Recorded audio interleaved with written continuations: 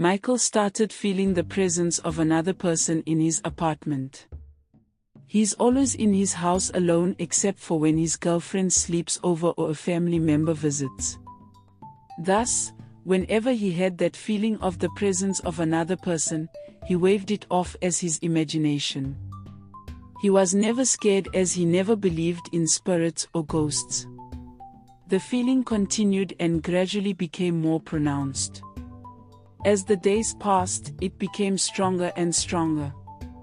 Initially, it started with having the feeling that someone was watching his every move in the house.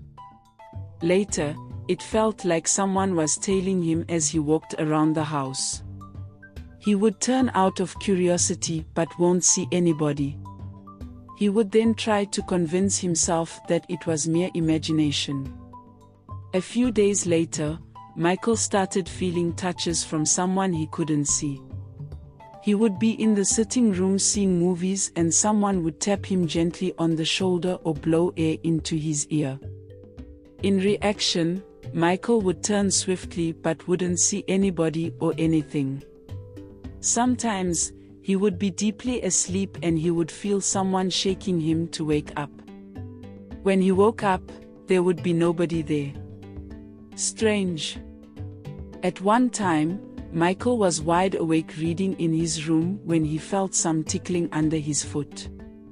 It was as if someone was rubbing a feather gently under his foot to tickle me.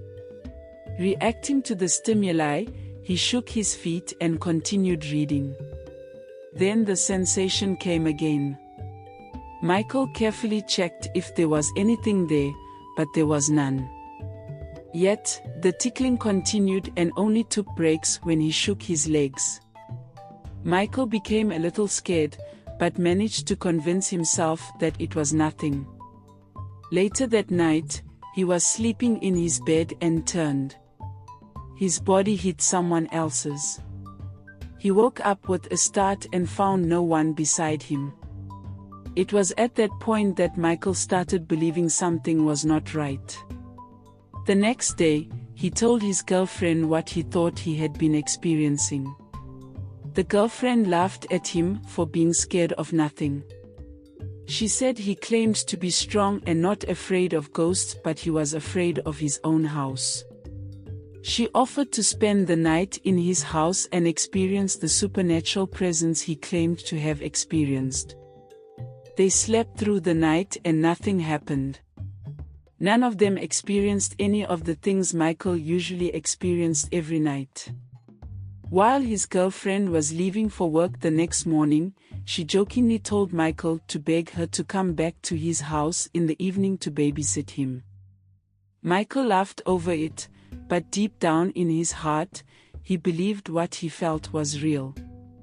When Michael got back from work that evening, it was already late. Immediately he opened the door to his sitting room.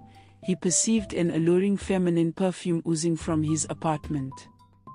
It wasn't the fragrance of his girlfriend's perfume, but to rule out all possibilities, Michael called her to inquire if she came to his house that evening. She answered negatively.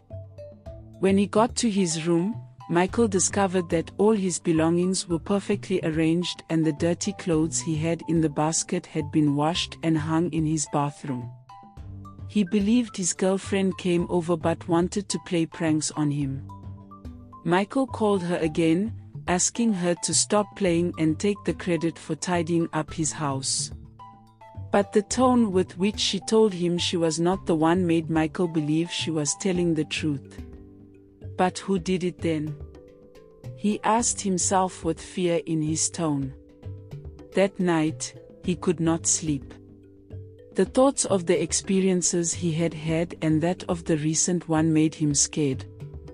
Michael thought of going over to his girlfriend's apartment to spend the night, but the idea of running away from the house he pays rent on, the house he'd lived in for 4 years, made him abort the idea. Also, he didn't want to give her any opportunity to yap him more. So he stayed. Michael was determined to protect his pride and face whatever that would happen. Yet the fear of that which may happen kept him awake and reacting to every little sound. Much later into the night, nature called and Michael slept off involuntarily. In that sleep, he had a dream. In that dream, someone was asking him why he chose his present girlfriend over her. The identity of the person was not initially revealed, but she sounded very heartbroken. She reminded him of how much she loved him and how she was willing to do anything for his love. Michael was confused. He tried asking who she was, but she broke into tears. After crying for a while, she told him that he saw her every day but he hardly noticed her. Michael was touched by the words she said and he tried to console her. After she had calmed down, he begged her to reveal her identity. Reluctantly, she did and Michael gasped. Indeed, he knows her very well and he touches her every day, intentionally and unintentionally. It was the teddy bear his girlfriend bought some weeks back. She loves teddy bears and she bought them whenever she had the opportunity. Michael doesn't like teddies, but he let his girlfriend keep that one in his apartment to make her happy. Immediately he learned the identity of his supposed lover. Michael woke up covered in sweat. As he opened his eyes, the first sight he beheld was the teddy bear sitting right in his face. It was not there when he slept.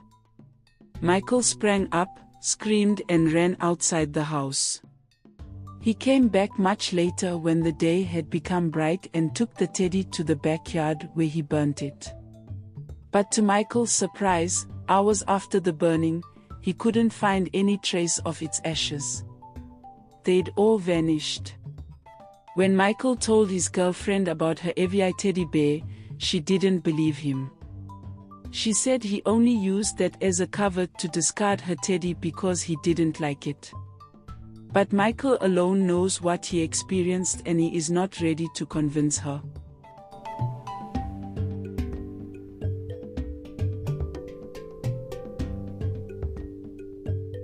Thank you for watching. Please, subscribe to my channel, watch all my videos, comment and turn on your notification bell for more amazing stories. See you next time.